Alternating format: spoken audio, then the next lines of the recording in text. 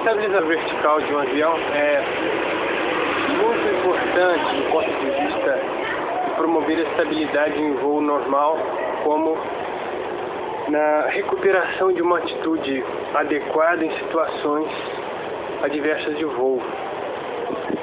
A determinação desse estabilizador vertical, da deriva, a gente fala geralmente deriva a parte fixa, mas vamos considerar a área no todo, a parte fixa e móvel, o estabilizador vertical. É determinado em função da distância da corda média deste, a 25% da corda média deste, a posição do CG da aeronave, do CG mais traseiro, que geralmente é o ponto neutro aerodinâmico. Certo.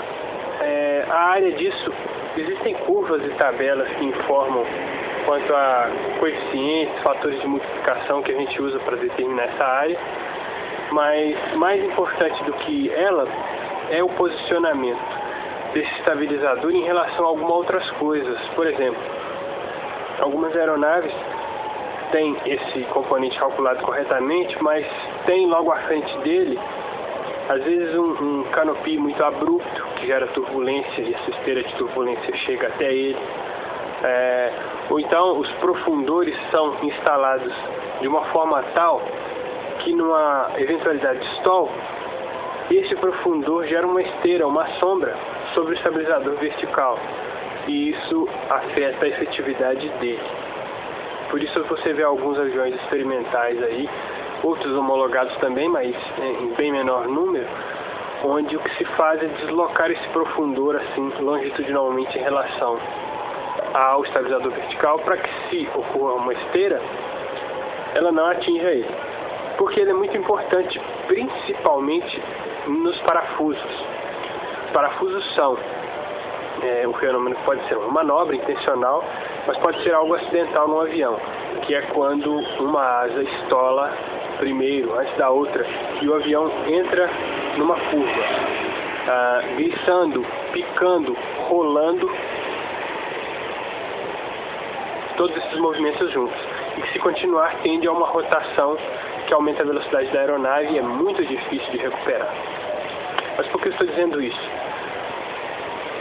É o único nas recomendações, segundo a NASA, que numa ocorrência de parafuso deve ser feito: neutralizar flaps, ailerons, profundor, reduzir manete, menos potência, e unicamente leme, no sentido contrário ao da rotação.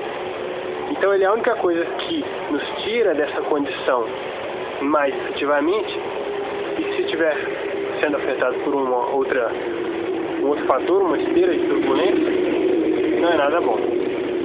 Tá? A não ser nas ocorrências em que o parafuso se torne chato, mas devido ao peso da aeronave está bem atrás da posição mais recuada do CG, depois do ponto mais traseiro do CG, aí tende a um parafuso chato. Mas isso depois de uma ou duas voltas. Geralmente os aviões de uso normal, né, os aviões utilitários, o teste é feito só até 2 voltas de parafuso. Mas o principal é isso. Quanto às formas de desenho dessa empenagem, dessa parte da empenagem, pode ser curvo, mais arredondado, como tinha na Segunda Guerra, mais reto. O ideal é que, na verdade, seja que tenha um certo enflechamento e que tenha uma ponta não muito protuberante por causa do arrasto induzido que se forma também nessa ponta. Não deixa de ser, mesmo que o perfil seja simétrico, mas não por questão de fluxo. E basicamente é isso.